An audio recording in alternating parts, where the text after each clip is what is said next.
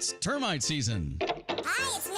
And bugs fear the blue trucks from Essential Pest Control. Go blue at Essential Pest Control. We'll eliminate those bugs, bees, and termites. And stop paying too much to that national provider. Buy local for great service and affordable rates. Call Essential Pest Control because termites fear the blue. Run for your life. Call for the blue trucks from Essential Pest Control. 886-3029. That's 886-3029. Or check online at essentialpest.com.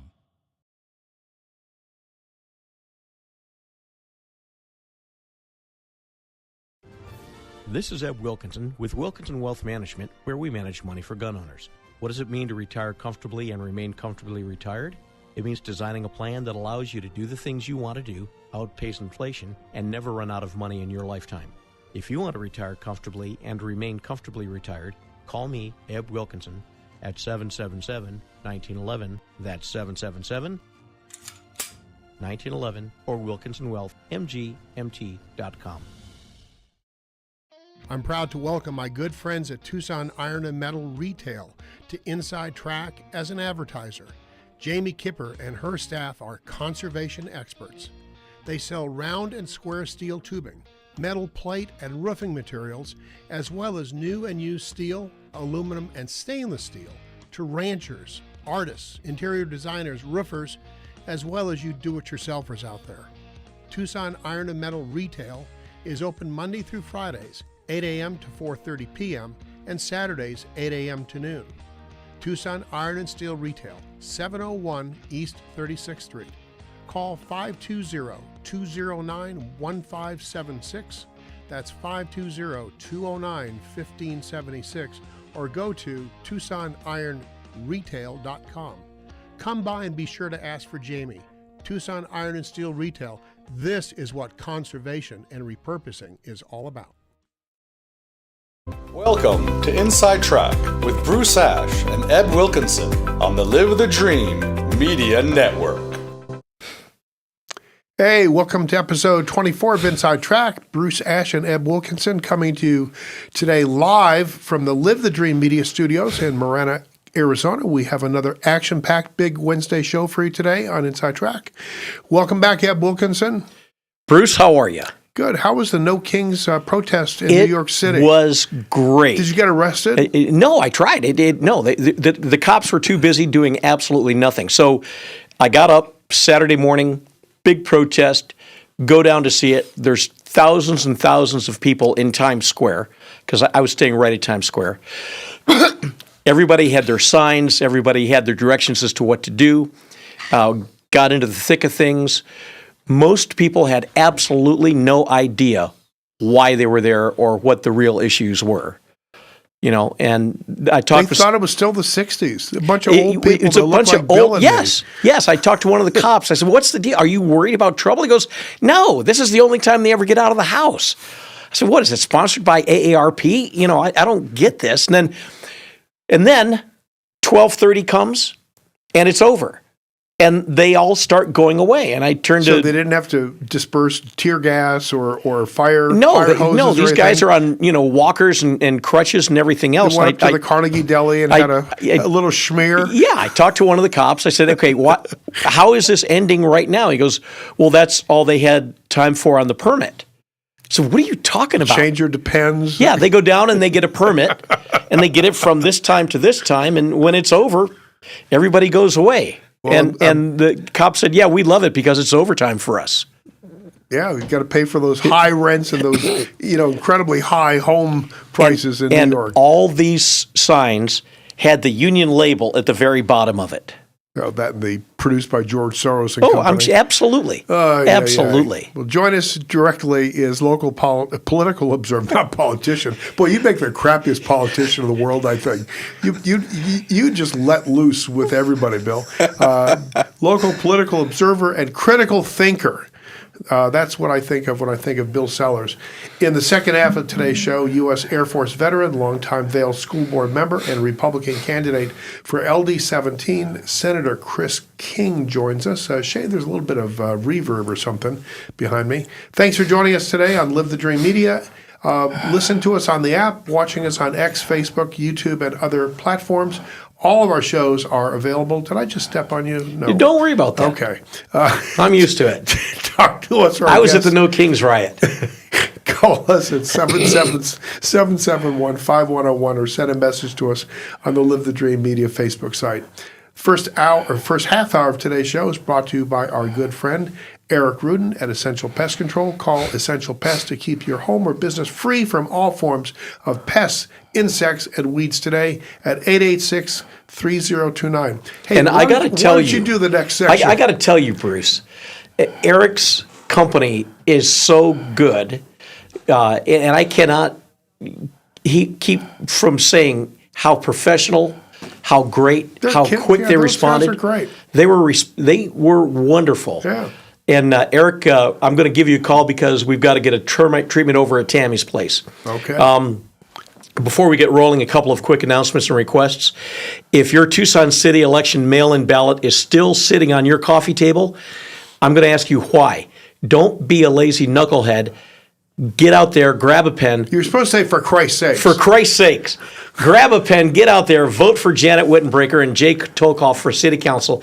And while you're at it, vote against that lame brain Prop 417. Vote no against Mayor's general plan update as well as the TUSD budget override to raise your taxes. One last mention, our friend Anita Davis will be joining us soon to collect wreaths across America. Chris and Bruce and I support her, and we hope you will too this holiday season. And that's it for the announcements. Bruce and I are pleased to welcome our first guest today, William T. Wild Bill Sellers. We think he's one of the smartest guys around. Bill, good morning. Good morning. How are you? Better than I deserve. God bless you. Bruce.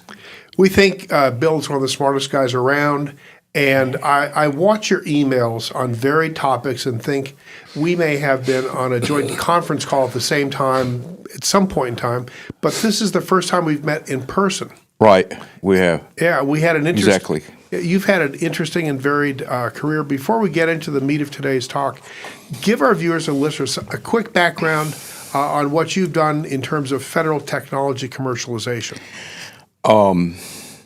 Yes, I was trained after the Cold War ended by the Department of Energy and the Pacific Northwest National Laboratory up in Richland, Washington, because the federal government, and I put it in a metaphorical sense, if you remember the closing scene of the original Indiana Jones movie, where the guy's pushing this enormous crate that has the Ark of the Covenant into an enormous warehouse with all these other crates, Right. That place actually exists.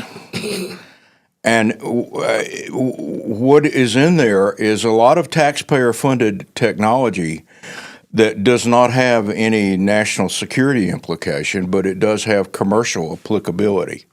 And it's something that we can get out, but we have to be careful how we do it, and we have to make sure that there are rules there that nobody can game the system. So there are basically 5 major federal technology transfer laws.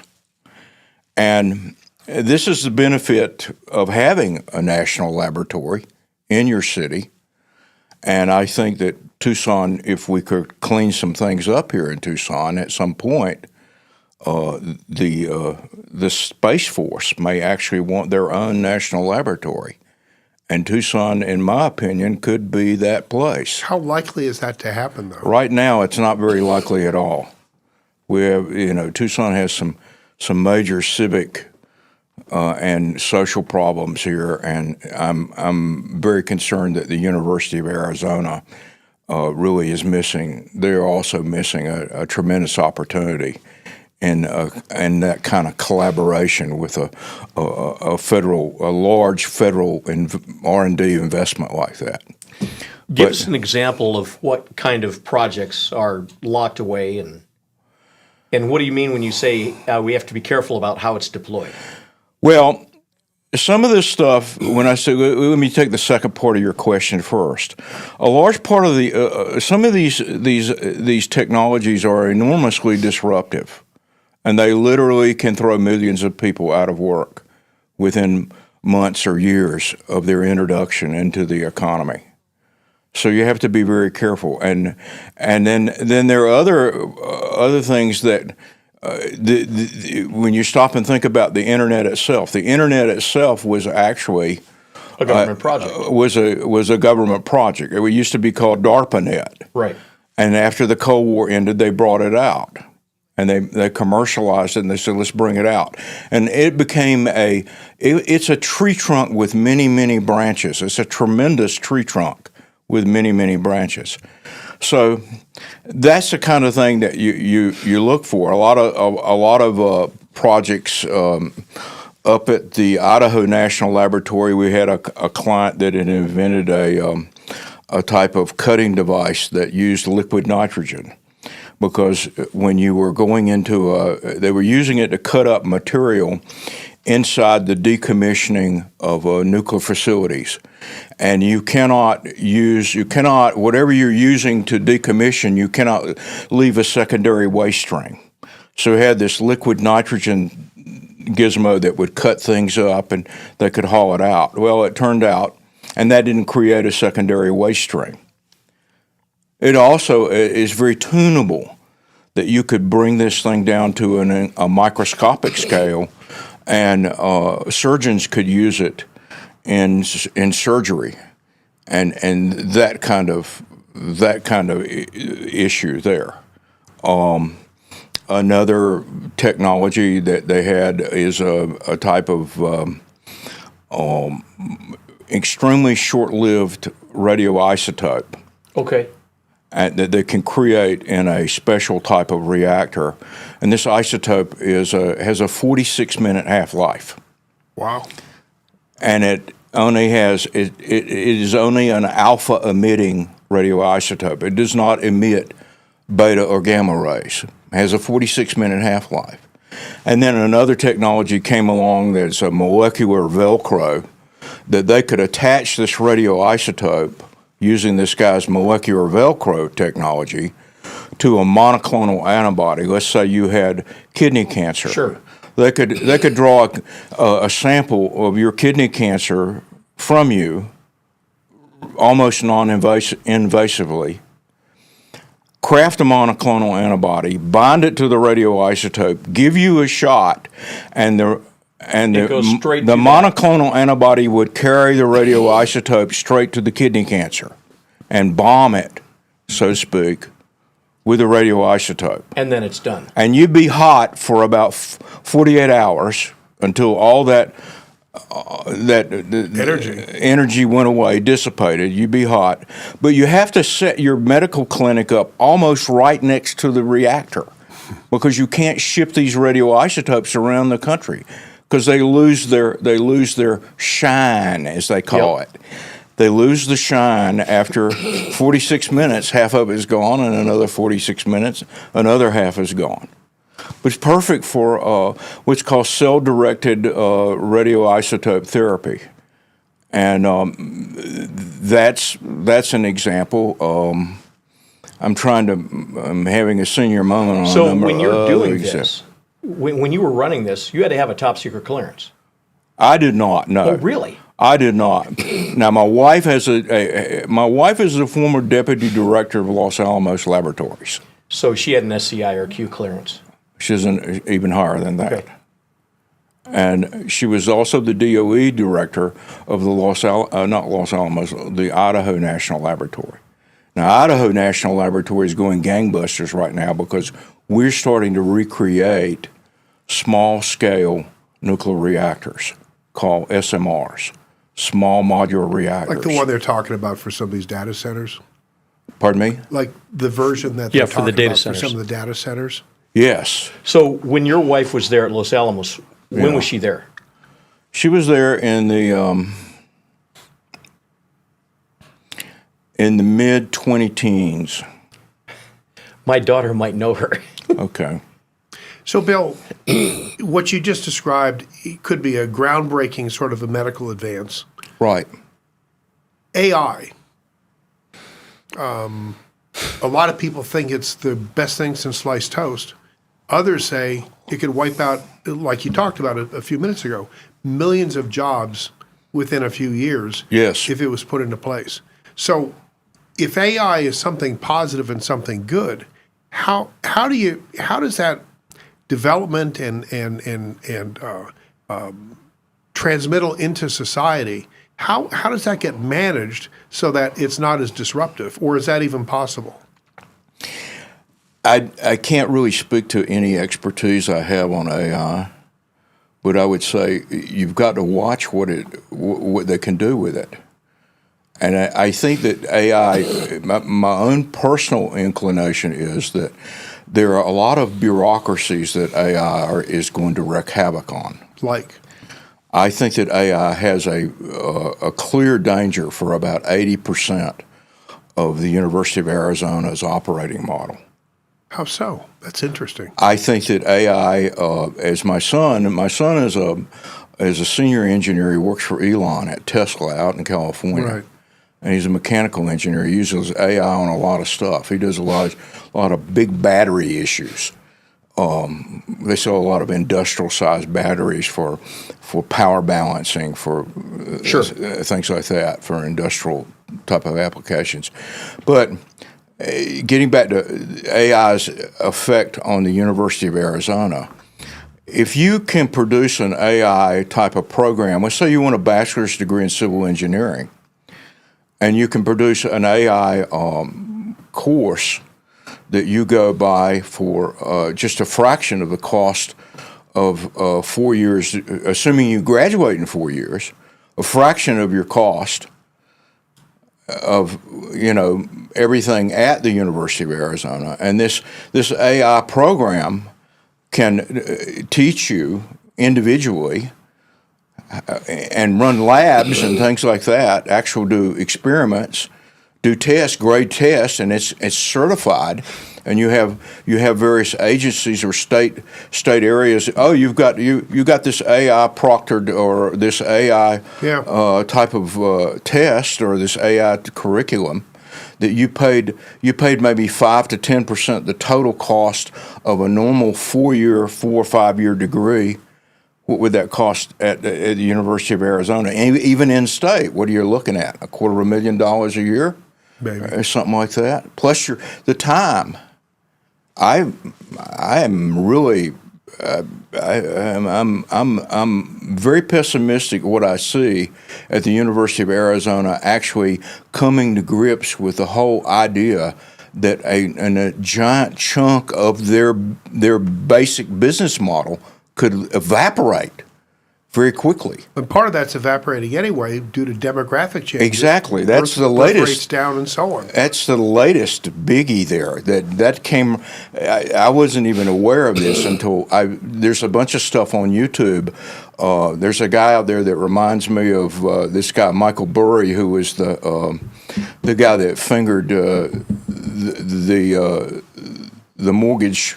Oh, yeah. The mortgage loan debacle and as a Freddie precursor Mac, to Fannie Mae. Lehman Brothers collapse. Right. Michael Burry out in California, he's autistic. There's another autistic guy, Harry Markopolos, the guy that busted Bernie Madoff. Right. These autistic guys, they're very detailed. We got this guy out in Boston is now looking at all this downturn, like you're saying about the population of students. And here's U of A suddenly comes out of the blue and says, "Oh, by the way, our fall 2025 enrollment is down 20%." Where'd that come from? Well, so this is interesting, Bruce, because what he's talking about, all the parents out there that are getting the ESAs and want to homeschool their kids, it sounds like AI could be the proctor for all this Right. to help the parents homeschool their kids. Yeah, that's a great transition, in from collegiate level to grade school level. absolutely. So And all these TEP teachers are going to be pissed. so the three of us They are. The three of us are in our 60s and 70s.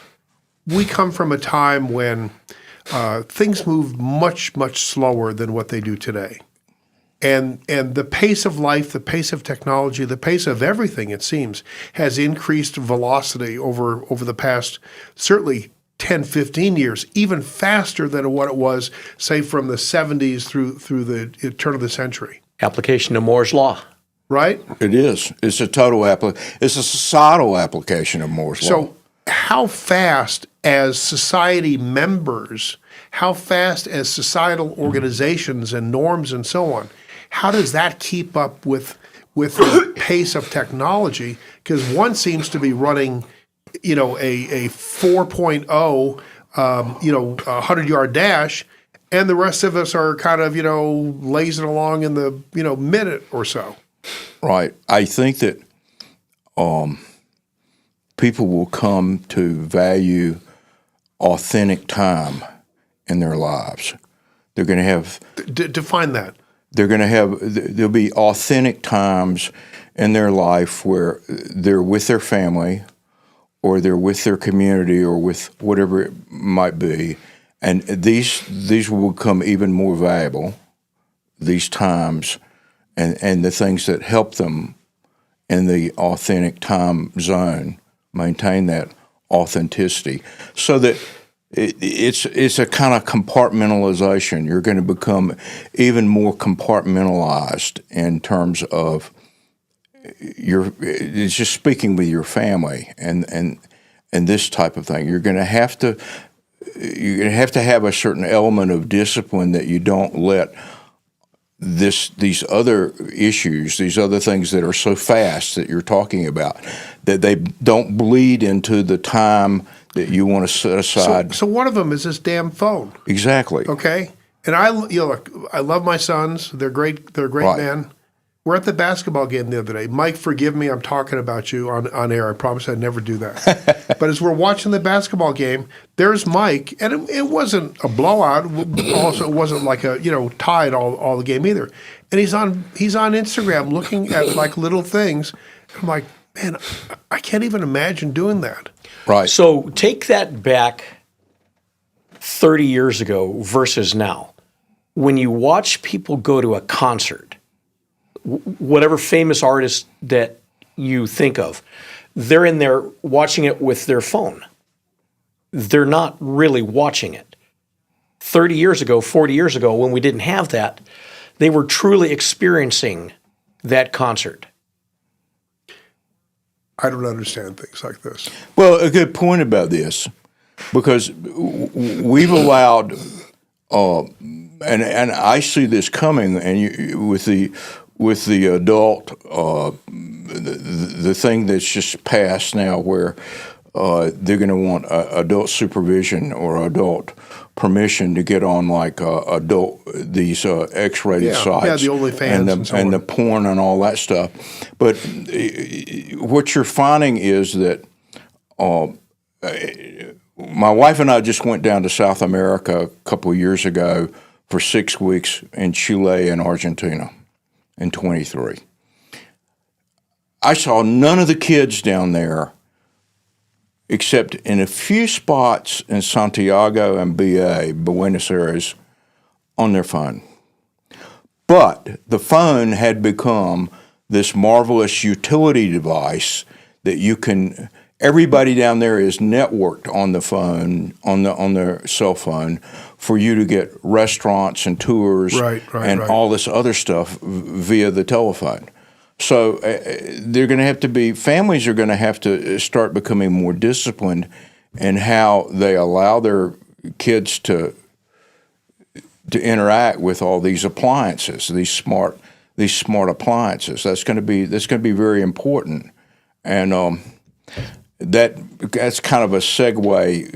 If you want to talk about it, you could actually get into something like liberal parenting versus conservative parenting, almost, in that type of area.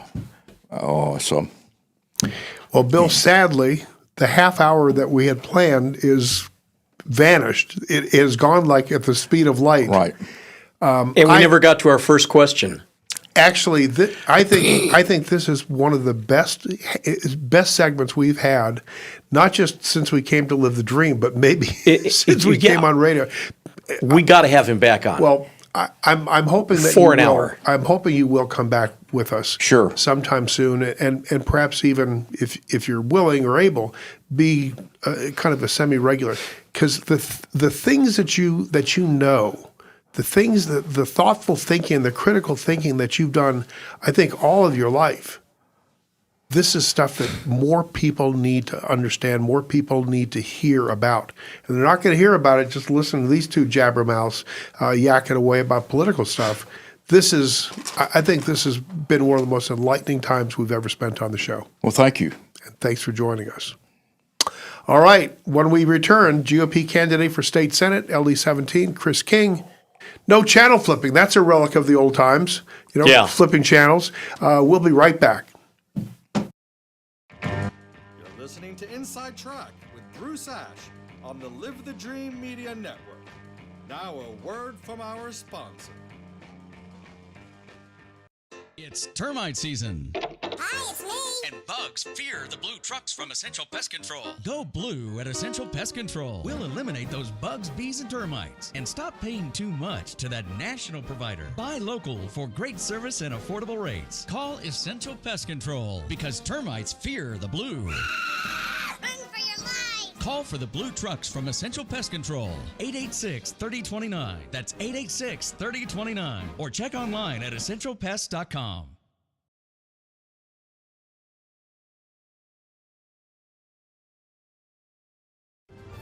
This is Ed Wilkinson with Wilkinson Wealth Management, where we manage money for gun owners. What does it mean to retire comfortably and remain comfortably retired?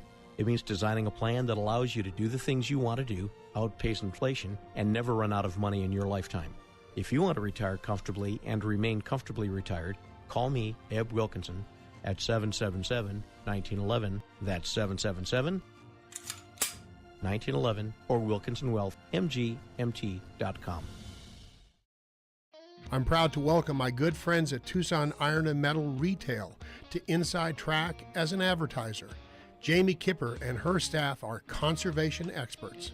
They sell round and square steel tubing, metal plate and roofing materials, as well as new and used steel, aluminum, and stainless steel to ranchers, artists, interior designers, roofers, as well as you do-it-yourselfers out there.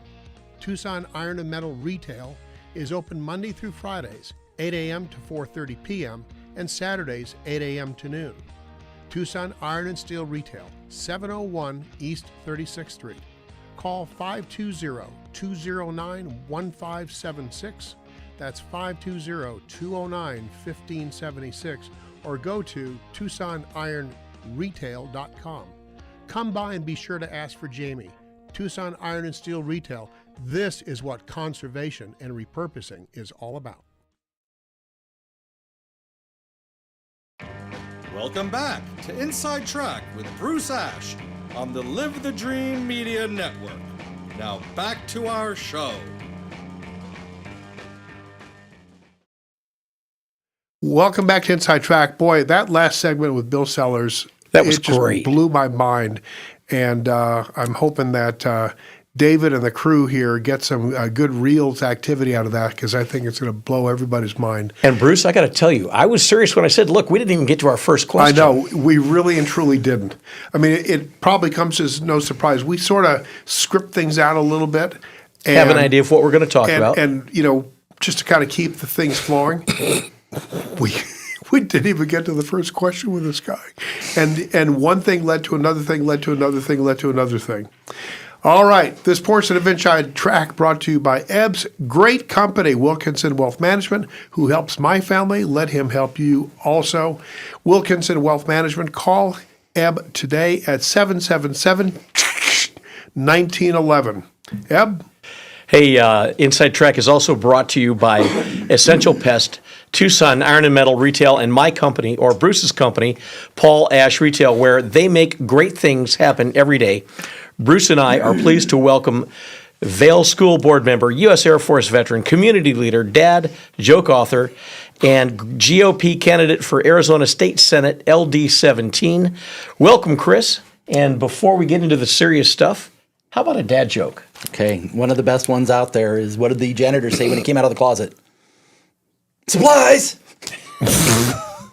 Okay. That's one of the ones I use when I speak to the young ladies at Girls State every year during the summer. So it actually does pretty well. So they still do Boy State, Girl State? Boy State, Girl State, Oh, yes. that's good. And I've been one of their speakers now for probably the last 5 years. Something I really, really That's enjoy doing. impactful. Yeah, that's Yeah. cool. So you've been a school board member, now running for a state senate seat from LD 17. Yes.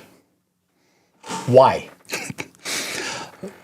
If you look to what we're called to do, we're actually called to leave an inheritance for our children's children, right? And one of the things that I want to do is I want to leave an inheritance of what it looks like to take action. You know, we're not called to be passive citizens in the United States. We're actually called to be active citizens. We're an active citizenry, and it's even in the Constitution. Article 1, Section 2 says that we actually have a duty as citizens to That's right. vote, right? That's the first thing that we're called to do in the Constitution. So we have to start somewhere, and we have to model what we want our kids to see, what our grandkids to see, and that's really part of what I'm doing. That's kind of why I ran for school board as well, is I wanted to have an active role in shaping the education community, you know, when they get into high school, because they live outside the district and they're going to come to live with us in the district when they go to high school. So I wanted to so have an active part in that. You brought up the Constitution. Yeah. Article 1, Section 2. Mm-hmm. I'm going to ask you a question. Article 2, Section 2 of the Arizona State Constitution. What's the stated purpose of government? Do you mean that all power is inherent in the people and governments derive from the consent of the governed? Yes. Perfect. Thank you. And are established to maintain and protect individual rights. Yes. Bruce, this is great.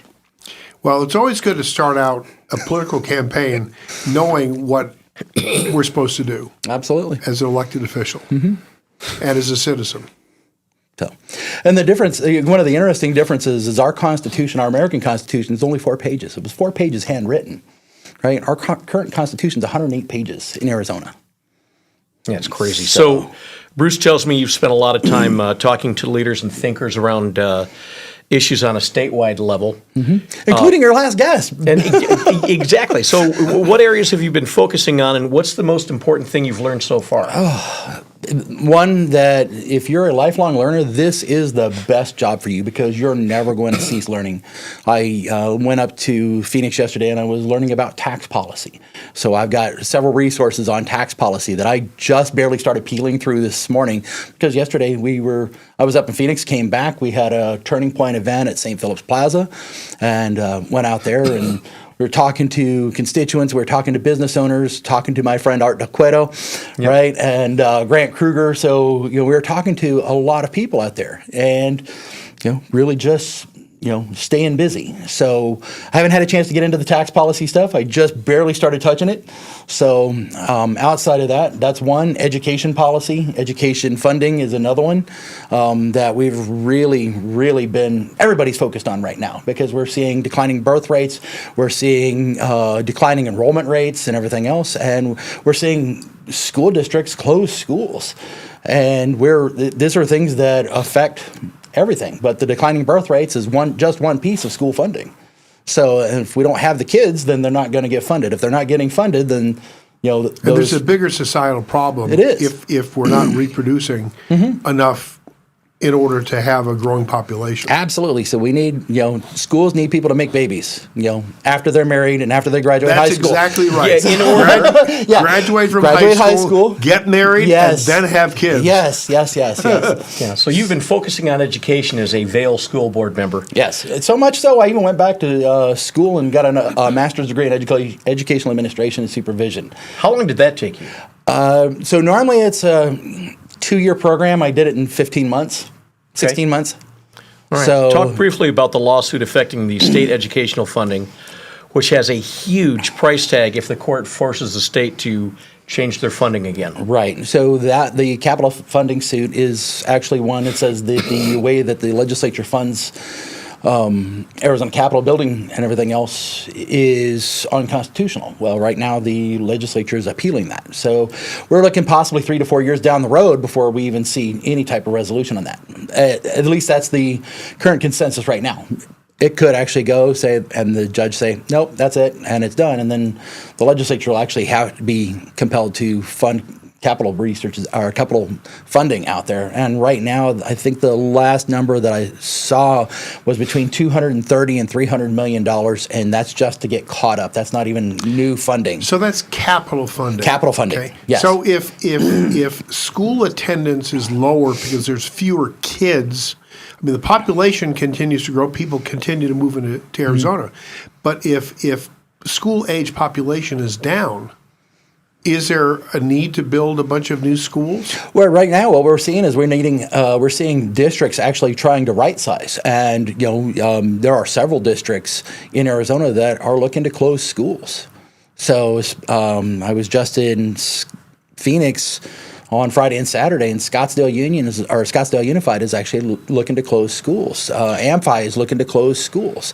So you'll hear locally. So there's a lot of districts looking to close schools. I think Kyrene is looking to close 5 schools up in the Maricopa County area. And that's kind of that Tempe area Yeah. where there's not a lot of reproducing going on right now because they're all a bunch of effete leftist snobs. Yeah. Well, and some of the interesting things is, and I've learned this by being a school board member, is that when we were planning population growth and planning for kids and everything else, you used to plan 1.2 kids per rooftop, for the developers and everything else. Sure. And now it's dropped to 0.6.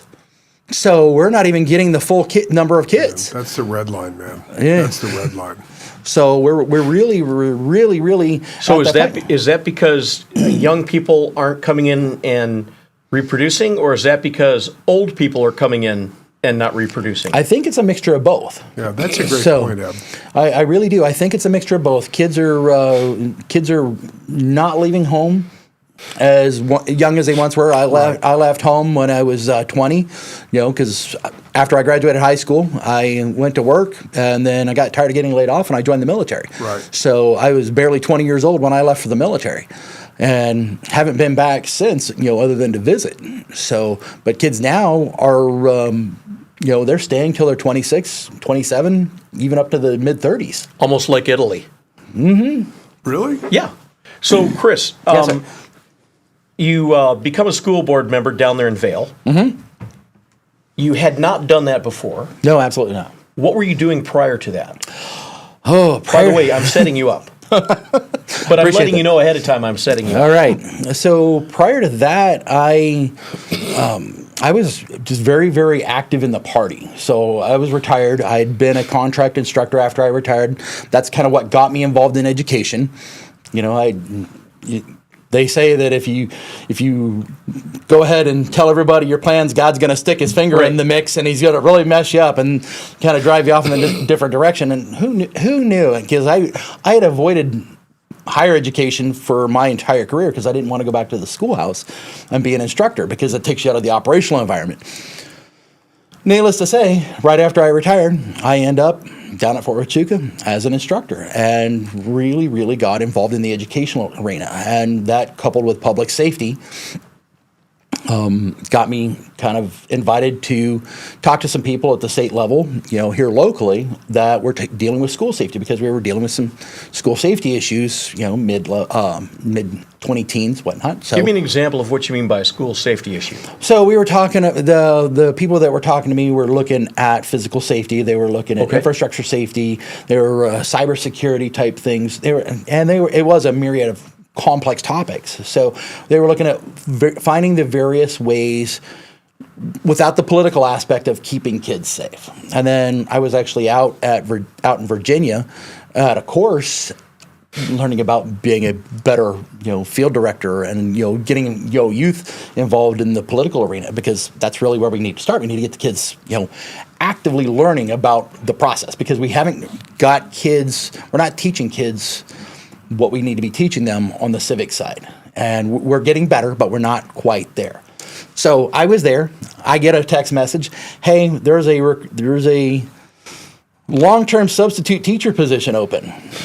Talk to this lady when you get back. Next thing you know, I talk to her, and I go in. I talk to her on a Saturday. She shows me around the school. I didn't even realize it was a job interview. Kind of like it was my first one. I've learned since. You're a little dense, I think. Well, she was setting you up. I think it was my friend who we still meet for coffee and we talk all kinds of issues. But I go in, and then 3 weeks later, they're like, hey, can you come in and sub this day? I'm like, sure. So, and I've been now going into the classroom. This is my 8th year as a substitute teacher. Down in Vale? Actually, I'm at a charter district north of Vale. Okay. So, and I really, really enjoyed it. And I ran into a former student last night, and he goes, I remember you. He goes, I didn't know you were running for Senate. By the way, thank you. You actually made the Constitution come alive. You actually helped me understand. And he's got this big old "We the People" tattoo emblazoned across his arm. So I might have done something right, I think. So you do that. Life's good. Things are great. Why the hell did you want to be on the school board? It goes back to my granddaughters. It really does. It goes back to my granddaughters. I wanted to make sure that we lived in the district. We bought our house where we did almost 21 years ago. It's 21 years next month. For that reason, Vale schools were #1 schools in the state in 2004, 2005. So that's where we bought our house. And my kids graduated from Vale. My daughter, my son, they love the school, and we think they turned out well. So I wanted my granddaughters to have that same opportunity, that same educational opportunity. So I ran for the board, and that's really good. So you get on the board. Mm-hmm. What did you find out, however long later, that you had no idea you were getting involved with on the board? Oh my goodness, I'm glad you asked this question. So everybody looks at education as a monolith, and I actually came up with this while I was actually going through grad school for education. Everybody looks at education as a monolith. It's this one big entity. It's this big monolith, education, and they think that's everything it is. And that's actually not what education is. Education is a sea urchin. So, and I'll explain the analogy here. So if you look at a sea urchin, right, you have that soft, squishy piece on the inside, right? And that's your student. That's the thing that everything is designed to protect. So all of those spikes coming off that sea urchin, those are, your local regulations, your school district policies, your funding at the local and the county and the state and the federal level. All of those things, your teachers, your paraprofessionals, your substitute teachers, all of those things are designed to protect that soft, squishy piece on the middle. That is that child. That is that student. And so when I came up with that, and I've been talking about this. I've been talking about this now on the national level because I was training some school board candidates down in Texas back in August. And when I said this, and I've said this to a lot of our local education people, they're like, that's probably the best analogy. These are lifelong educators. Okay. And when they saw this, and and I got the graphics and everything else, and they're like, that is probably one of the most powerful things that they've seen on education piece. And it's hard to explain that. It's hard to explain education to people who aren't really involved in the education process. But when you kind of give them that graphic, that visual, they like that. They can appreciate that. They can. It makes sense to people. So that's kind of really where it is on that piece. That staying involved that way. All right, Bruce. So we had George Califf on the show a couple weeks ago from First Day, and we had him talk to us about ESAs and some of the attacks on ESAs by primarily Democrats.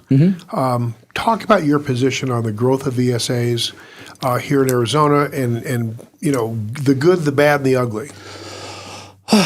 So ESAs, 100% in support of. All right, but I'm also a 100% supportive of parent choice. Sure, right?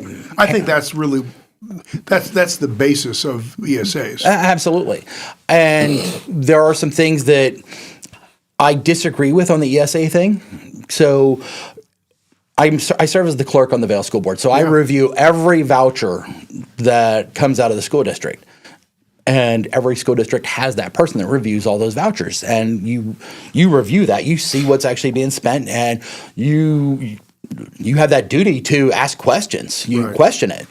So, do I think that that's something that's needed at the state level? Absolutely.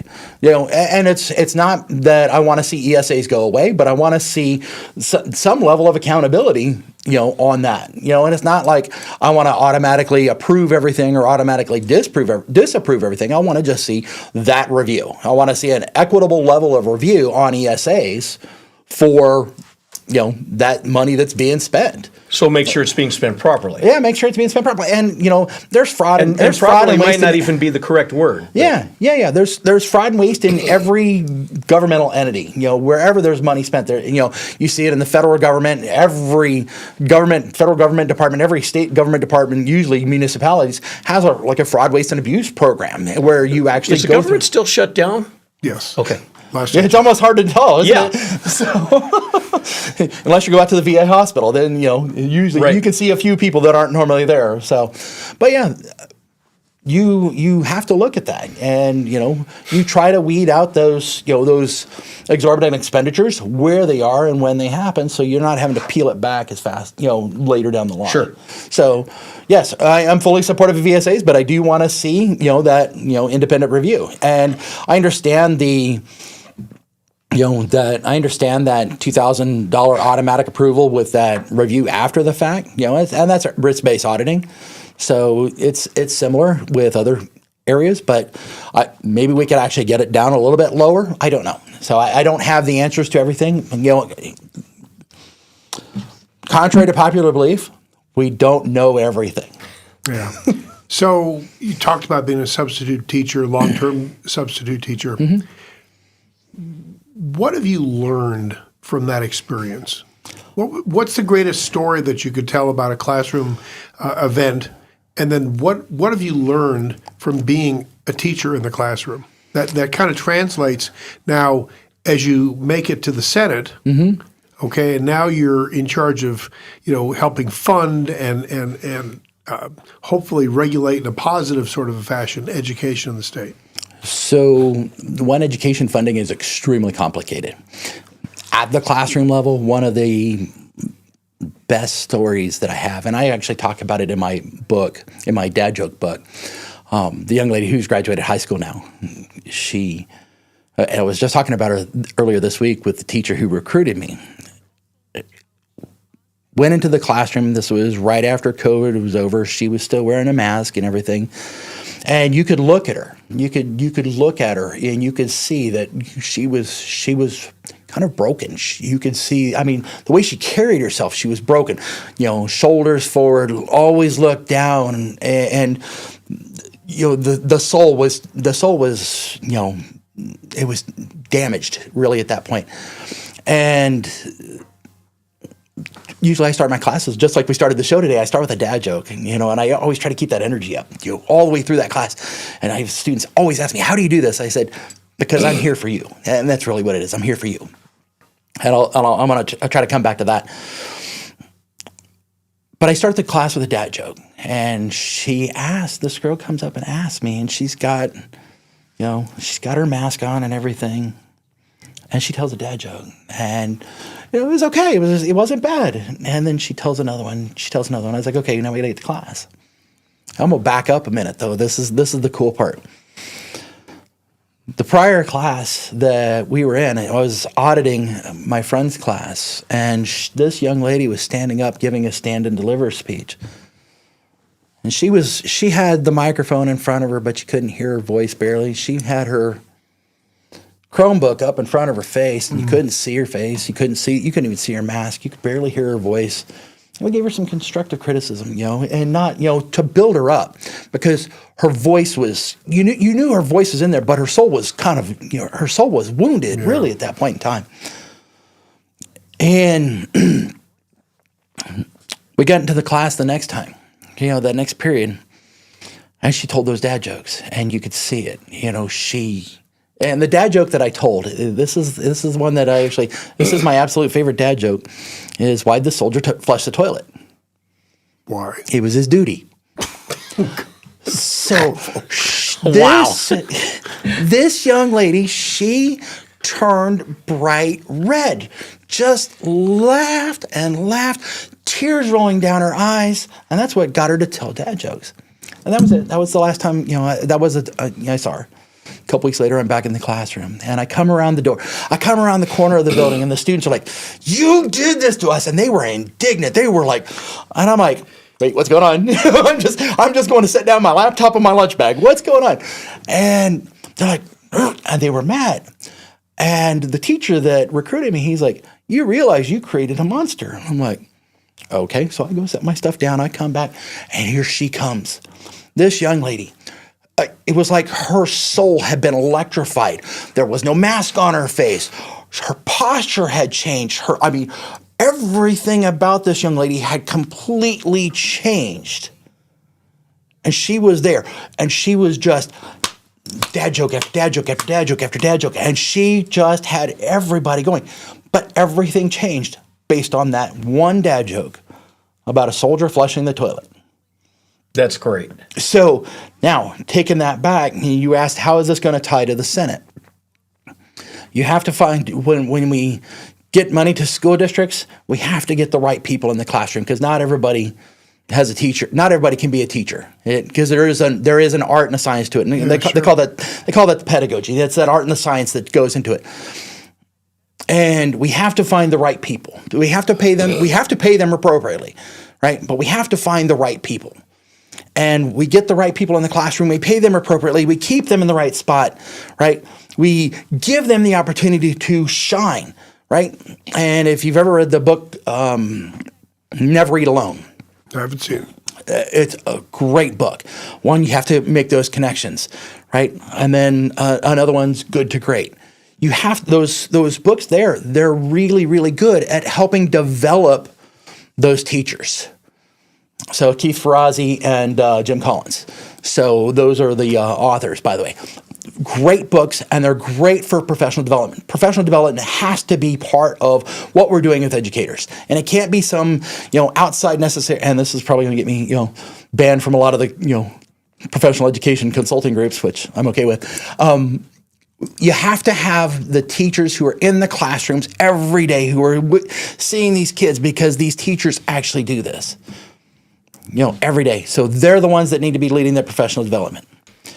And I want to kind of do a quick, and I won't mention their names, but you see things as a substitute teacher and as a volunteer within the school district.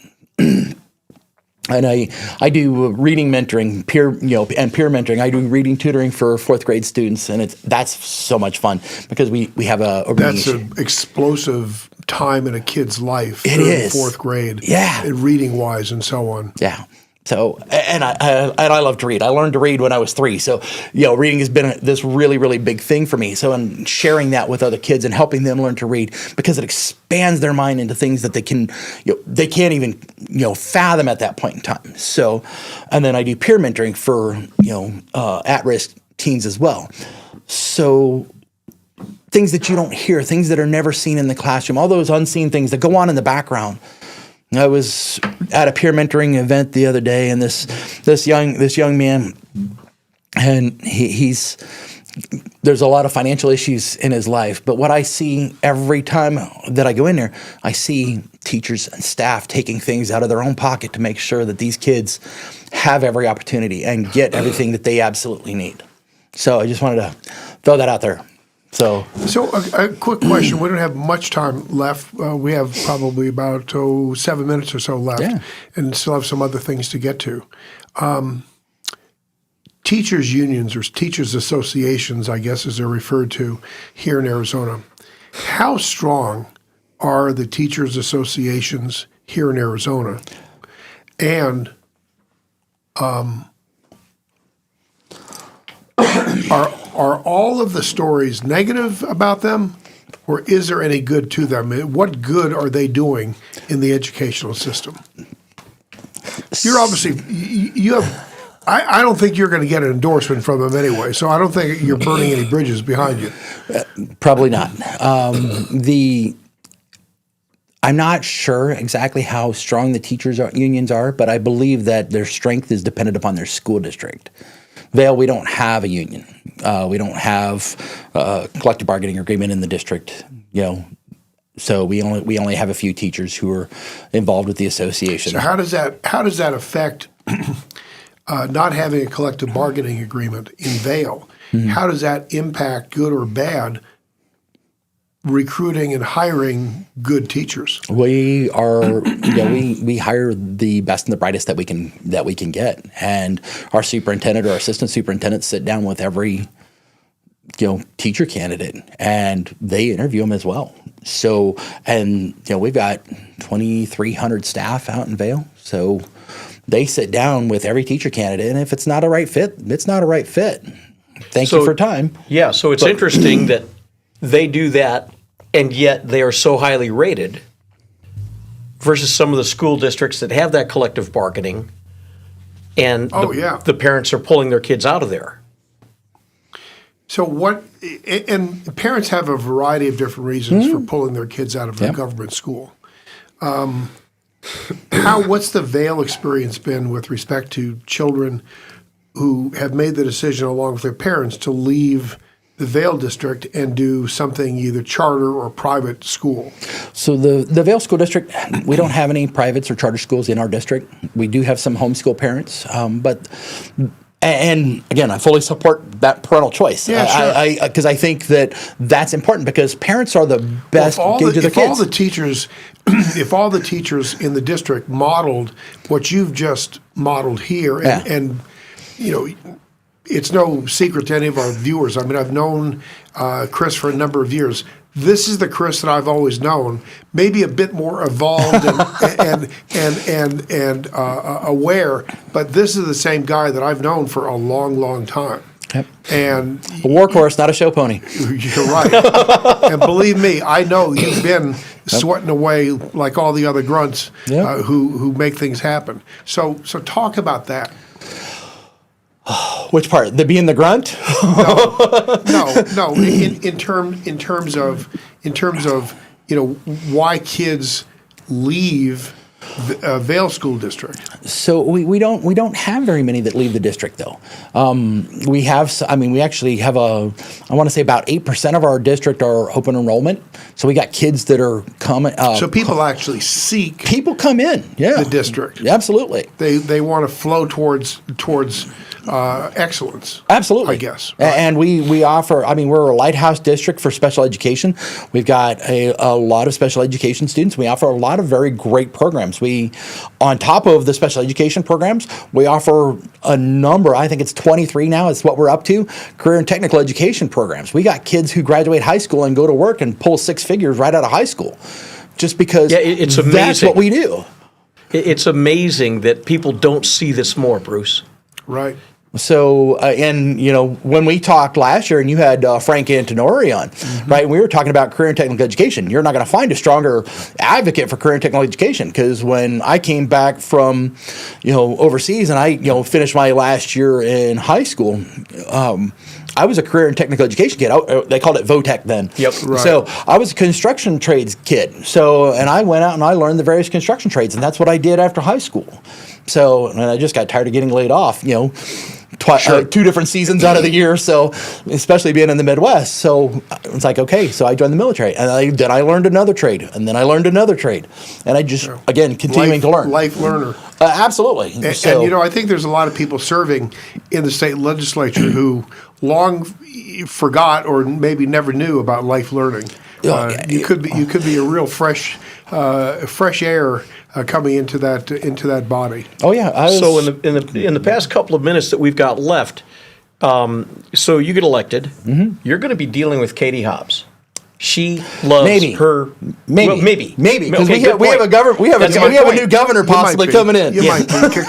Katie might be taking a vacation, which would be great. Yeah. Okay, but if all goes to hell and you're dealing with Katie Hobbs, she's got her veto pin. Mm-hmm. What's the Republican legislature need to do to get more bills signed? One of the things that I found, and this actually came from being on the school board in a divided board where we were perfectly balanced. We had 2 Republicans, 2 Democrats, and an independent, which was great, because what it did is it actually compelled merit on ideas and thoughts and the way things did. And we worked across the aisle. My next door neighbor, who's 180 degrees out from me politically, we actually sat down. We can sit down today and have conversations based off of the merit of ideas. He used to be the literature guy. Now I'm the literature guy. So, and we look at things, and you have to be able to, and I've been using this a lot lately, there has to be reason over rhetoric. You can't just automatically go out there and say, I hate you because of, the letter behind your name. That doesn't work. You don't do that when you go into a restaurant. You don't do that when you go into a shopping mall. You don't do that when you go into anything else. Then why in the world are we going to do that when we're dealing with some of the most important things out there that impact the lives of children? Because if you think about it, this is something we have up in our district. It's a poster that we have in our boardroom that says everything we do here impacts the life of a child. If you think about the legislature, everything they do there impacts the lives of our children, our grandchildren, and our posterity. So if we're not taking that into consideration, we're doing this all wrong. And I don't think that some of the people up there are necessarily looking at that. Chris King, GOP candidate for LD17. Thanks for making the cross-country schlep up here to Marana this morning. Hope to see a lot more of you through the election and beyond. How can our friends support you? So you can go to Chris King for AZ. You can donate. Is that Chris a King for or F-O-R? F-O-R. I'm a teacher. I spell it F-O-R. So ChrisKingForAZ.com, and you can click donate there. We're going to be out throughout the district. We're gathering signatures, collecting money, and talking to people. So everywhere we can be, we're going to be. All right. Eb, take us home. Thanks for joining us on Inside Track. Until next Wednesday, when retired Navy Captain Bob Wells and former captain of the USS Cole, U.S. Navy retired Captain Kirk Lippold talk about that fateful day when the world saw the early signs of global terror. Until then, this is Eb Wilkinson. And Bruce Hash. Be sure to vote for Jenna Wittenbreaker and Jay Tolkoff, plus vote no on the TUSD override and the new city general plan. Those guys are crooks. We look forward to joining you again in 167 hours. Go Dodgers, beat the Blue Jays. You're listening to Inside Track with Bruce Ash on the Live the Dream Media Network. Now a word from our sponsor. It's termite season. Hi, it's me. And bugs fear the blue trucks from Essential Pest Control. Go blue at Essential Pest Control. We'll eliminate those bugs, bees, and termites. And stop paying too much to that national provider. Buy local for great service and affordable rates. Call Essential Pest Control because termites fear the blue. Run for your life. Call for the blue trucks from Essential Pest Control. 886-3029. That's 886-3029. Or check online at essentialpest.com.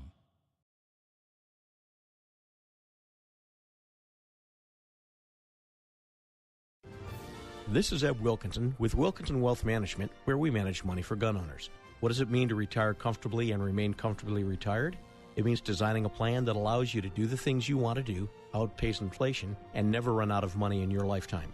If you want to retire comfortably and remain comfortably retired, call me, Eb Wilkinson, at 777-1911. That's 777-1911 or WilkinsonWealthMGMT.com. I'm proud to welcome my good friends at Tucson Iron and Metal Retail to Inside Track as an advertiser. Jamie Kipper and her staff are conservation experts. They sell round and square steel tubing, metal plate and roofing materials, as well as new and used steel, aluminum, and stainless steel to ranchers, artists, interior designers, roofers, as well as you do-it-yourselfers out there. Tucson Iron and Metal Retail is open Monday through Fridays, 8 a.m. to 4:30 p.m., and Saturdays, 8 a.m. to noon. Tucson Iron and Steel Retail, 701 East 36th Street. Call 520-209-1576. That's 520-209-1576. Or go to TucsonIronRetail.com. Come by and be sure to ask for Jamie. Tucson Iron and Steel Retail. This is what